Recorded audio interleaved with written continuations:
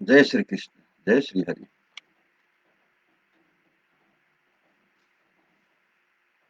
आज श्री हरिवंश पुराणको 107औं दिनमा म एक 50तम अध्यायको बाँकी भाग समेतलाई लिएर अगाडि बढ्दैछु। यसमा कल तक हमने श्रवण किया था, इन दोनों को चिरकाल तक अकंटक राज्य भोग लेने के पश्चात जब मोक्ष की अभिलाषा होगी तब ये सुख स्वरूप परमानंद पद को प्राप्त कर लेंगे। जो महाभाग नरेश मेरा अभिषेक करने के लिए आए हैं थे, वे भी समयानुसार देवताओं के निवास भूत स्वर्गलोक में चले जाएंगे। आप लोगों का कल्याण हो। अब मैं गरुड़ के साथ भोजराज उग्रसेन द्वारा पालित रमणीय मथुरापुरी को जाऊंगा। भगवान श्री कृष्ण बोल्दै हुनुहुन्थ्यो। वैश्यपायन जी कहते हैं, जन्मेजय राजा भीष्मक से ऐसा कहकर विशेष वहां बैठे हुए राजाओं से विदा ले यदुकुल नंदन देवेश्वर श्री कृष्ण विदर्भ राज क्रध और कैसी के साथ सभा भवन से निकलकर रथ के निकट गए। तदंतर भगवान श्री कृष्ण को जाते देख राजश्री भीष्मक बड़े प्रसन्न हुए और उन समस्त भूपालों के मुख पर विषाद छा गया, जो सबके आदि कारण स्वयं भू स्वरूप देवताओं और असुरों द्वारा बंदित सहस्रों चरणों से युक्त, सहस्रों नेत्रों से विभूषित, सहस्रों भुजाओं से सुशोभित शरीर वाले, सहस्र मस्तिष्क से संपन्न तथा सहस्रों मुकुट से प्रकाशमान है, जो दिव्य माला तथा दिव्य वस्त्र धारण करने वाले दिव्य गंध और दिव्य अनुलेपन से अलंकृत है, जिनके श्री अंगों पर दिव्य आभूषण शोभा देता है, जो अनेक दिव्य आयुधों से संपन्न है, तथा चंद्रमा, सूर्य और अग्नि जिनके नेत्र है। उन अरुण कमल नयन राजेंद्र श्री कृष्ण को देखकर राजा भीष्मक हाथ जोड़ उनके चरणों में गिर पड़े। इस प्रकार मन, वाणी और शरीर द्वारा प्रणाम उन्होंने उन्होंने उस समय उनकी स्तुति आरंभ की। भीष्मक बोले, देव देव, आपको नमस्कार है। आप आदि और अंत से रहित है। आपको नमस्कार है नारायण, आप सबके परम आश्रय है। आप सनातन आदि देव को नमस्कार है। आप ही स्वयंभू ब्रह्मा, विश्व विश्वरूप, स्थाणु महादेव अथवा स्थावर प्राणी, वेदम विधाता, पद्मनाभ जटाधारी, दंडधारी, पिंगला वर्ण, हंस कांति, हंस रूप तथा चक्र स्वरूप है। आपको नमस्कार है। आप वैकुंठ धाम के अधिपति, अजन्मा एवं परमात्मा है। आपको नमस्कार है। आप ही सद्भाव और असद्भाव से युक्त है। आप ही पुराण पुरुष है। आपको नमस्कार है। आप योग युक्त पुरुषोत्तम एवं निर्गुण परमात्मा है। आपको नमस्कार है।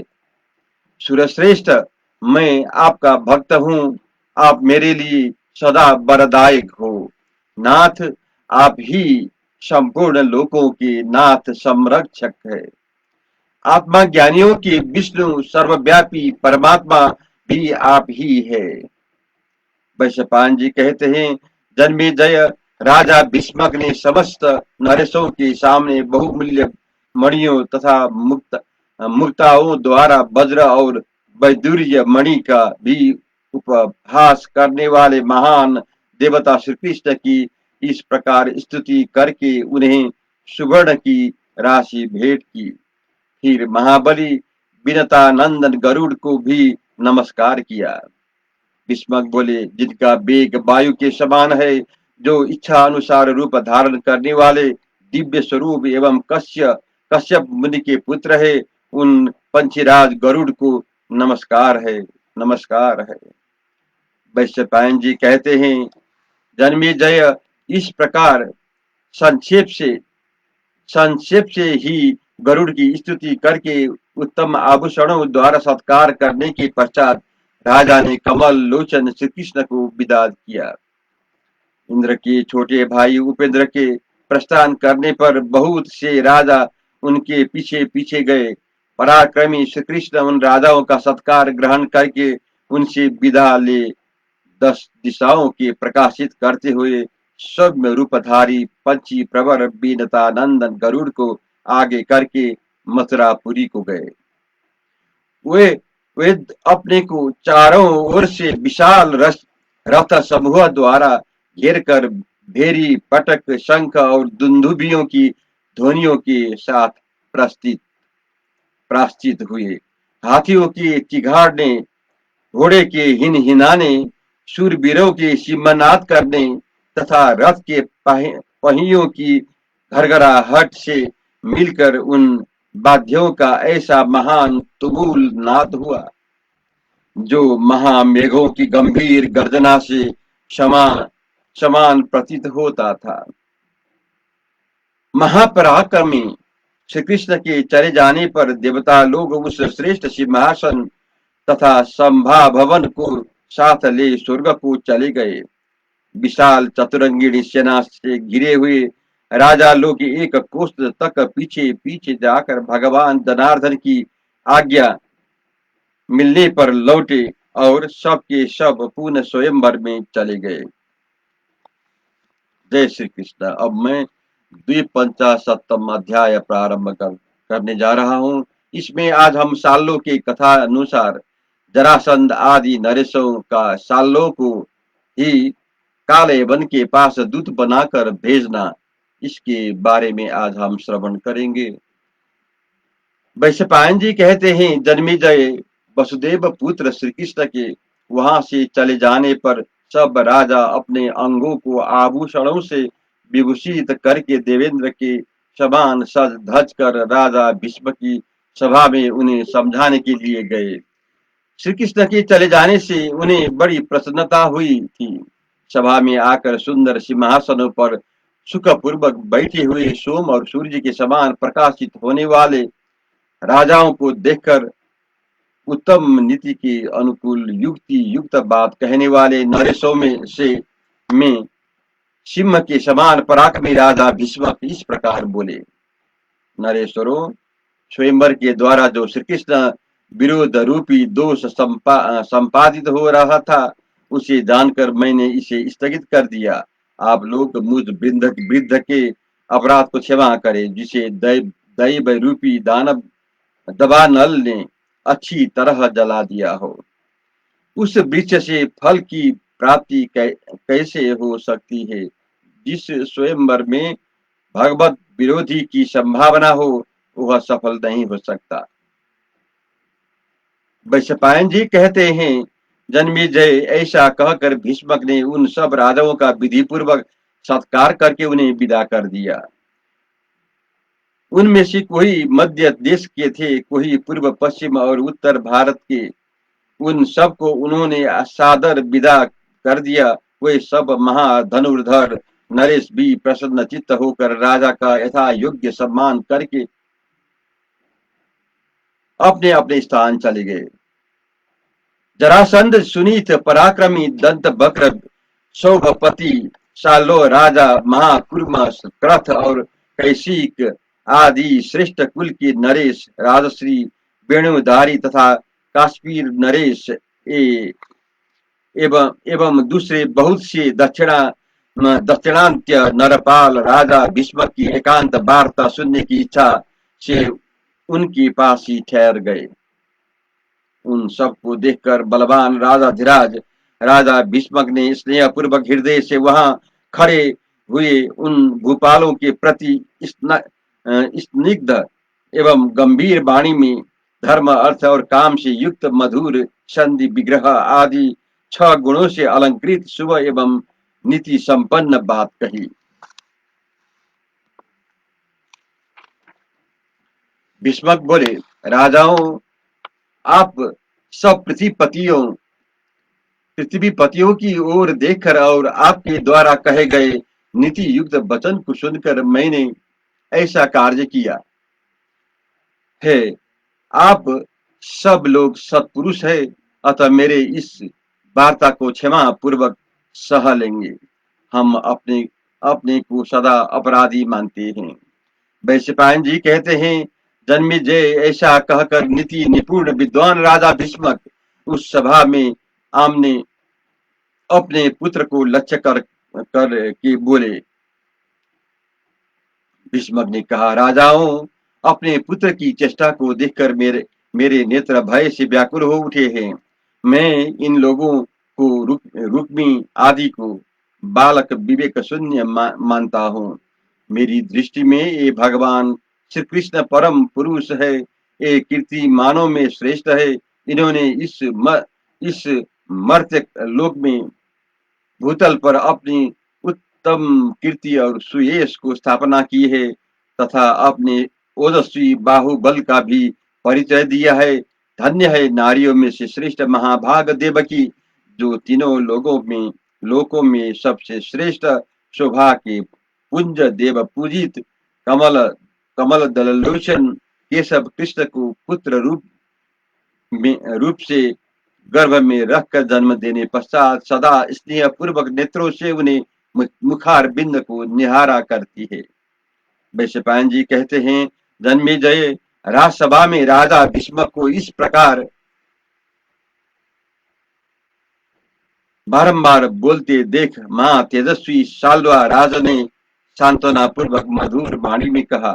साल्वा बोले, राजेंद्र, आप खेद क्यों प्रकट करते हैं? आपका पुत्र शत्रुओं का मान मर्दन करने वाला है, इसके लिए खेद करना व्यर्थ है। इस पर तो आपको गर्व होना चाहिए। राजन, रणभूमि में क्षत्रियों को जय अथवा पराजय अवश्य प्राप्त होती है। यह मनुष्य की नियत गति है। यह सनातन धर्म है। बलराम और श्री कृष्ण के सिवा इस भूतल पर तीसरा कौन ऐसा पुरुष है जो समरांगण में आपके महाबली पुत्र का सामना कर सके। यह महाबाहु वीर हाथ में धनुष लेकर अकेला ही युद्ध क्षेत्र में रथियों और अतिरिक्त रथियों समूह का सामना करने और शत्रुओं को बाधा पहुंचाने में समर्थ है। जिस समय पर यह अपने बाहुबल से देवताओं के लिए भी दुर्जय महाभयंकर भार्ग वस्त्र का प्रयोग करेगा, उस समय इस वीर का आक्रमण कौन पुरुष कर सकेगा। ये श्री कृष्ण तो अनादि अनंत और अविनाशी पुरुष है। इस नरलोक में साक्षात त्रिशूलधारी भगवान शंकर भी उन्हें जीत नहीं सकते। महाराज, आपका पुत्र संपूर्ण शास्त्रों का तत्ववेत्ता है। यह श्री कृष्ण को देवता और ईश्वर समझकर ही उनसे युद्ध नहीं करता है।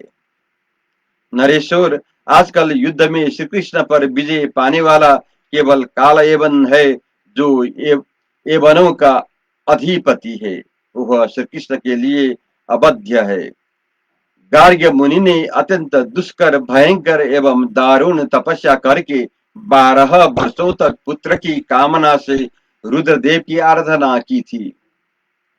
वे उन दोनों केवल लोहे का चूर्ण खाकर रहते थे। इस प्रकार रुद्रदेव को संतुष्ट करके उन्होंने उनसे एक पुत्र मांगा तथा भगवान शंकर से यह प्रार्थना की कि मेरा पुत्र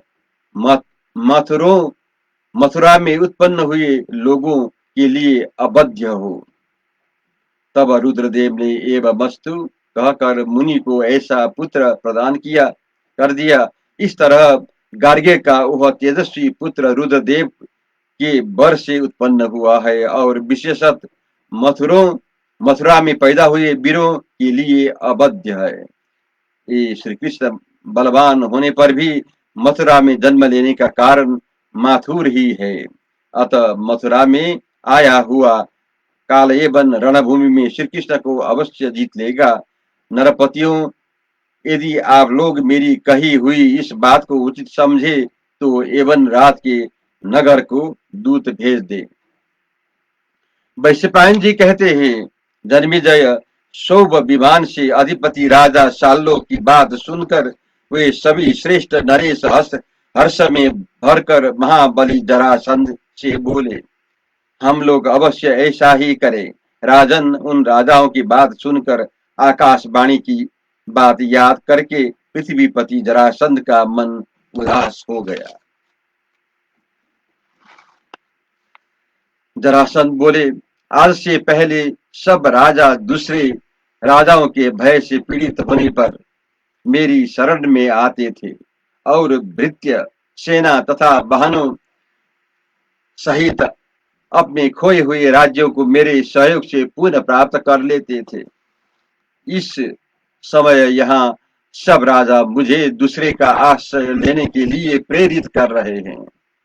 जैसे रति लोलुप नारी अपने पति के प्रति द्वेष होने से उसे छोड़कर दूसरे पुरुष का आश्रय लेती है, उसी प्रकार मैं आप अपने बल का आश्रय न लेकर दूसरे का सहारा लेने को उद्धत हुआ हूँ। अहो, दैव बड़ा प्रबल है, उसे लौटाया नहीं जा सकता, क्योंकि आज मैं श्री कृष्ण के डर कर दूसरे अधिक बलशाली राजा का आश्रय ग्रहण कर रहा हूँ। निश्चय ही मैं निरुपाय हो गया हूँ, अतः मुझे दूसरे का आश्रय लेना पड़ेगा। परंतु ऐसे जीवन से तो मेरा मर जाना ही अच्छा है। नरपतियों, मैं दूसरे की शरण नहीं लूंगा। श्री कृष्ण हो, बलदेव हो अथवा जो कोई भी राजा क्यों न हो, जो मुझे मारेगा उसका मैं डटकर सामना करूंगा। जैसा कि आप आकाशवाणी ने कहा है कि मुझे कोई दूसरा मारने वाला है, यही मेरी बुद्धि का निश्चय है, यही सत्पुरुष का व्रत है। इसके विपरीत मैं दूसरे का आश्रय लेने में असमर्थ हूँ। आप सदाचारी नरेशों को श्री कृष्ण बाधा न पहुंचाए, इस उद्देश्य से राजाओं की रक्षा के लिए मैं दूत दूंगा, अर्थात दूत भेजना स्वीकार करूंगा। श्रेष्ठ राजाओं, उस दूत को आकाश मार्ग से जाना चाहिए, जिससे यहाँ से जाते समय उसे श्री कृष्ण बाधा न दे सके। इस पर भली भांति विचार करके ही तुम लोग दूत भेजो। ये श्रीमान सौ सौभपति बलवान राजा साल्लो अग्नि, सूर्य और चंद्रमा के समान पराक्रमी है। ये सूर्य तुल्य तेजस्वी रथ विमान द्वारा अपने नगर को जाते हैं। ये दूत कर्म करते समय हम लोग की ओर से जैसी बात कहनी चाहिए वैसा ही कहे, जिससे श्री कृष्ण के साथ हम लोग का युद्ध उपस्थित होने पर वह एवं राज काल एवं हम नरेशों की मंडली से आकर मिल जाए। वैशपायन जी कहते हैं, जन्मेजय फिर राजा जरासन सौभ विमान के स्वामी बलवान राजा साल्लोक से कहा, मानंद जाओ, संपूर्ण नरेशों की सहायता तुम ऐसी नीति का प्रयोग करो जिससे एवं राज चढ़ाई करे, श्री कृष्ण को जीते और हम लोगों को संतोष हो। इस प्रकार सबको संदेश देकर और धर्मानुसार भीष्मक का भी सम्मान करके राजा जरासंध अपनी सेना के साथ अपने नगर को चला गया। राजाओं में श्रेष्ठ साल्वा भी उन सब का धर्म पूर्वक आदर करके वायु की समान वेगशाली विमान द्वारा आकाश मार्ग से चला गया। दक्षिण भारत के रहने वाले जो समस्त भूमिपाल वहां उपस्थित थे, वे भी कुछ दूर तक जरासंध के पीछे जाकर फिर अपने नगर को चले गए।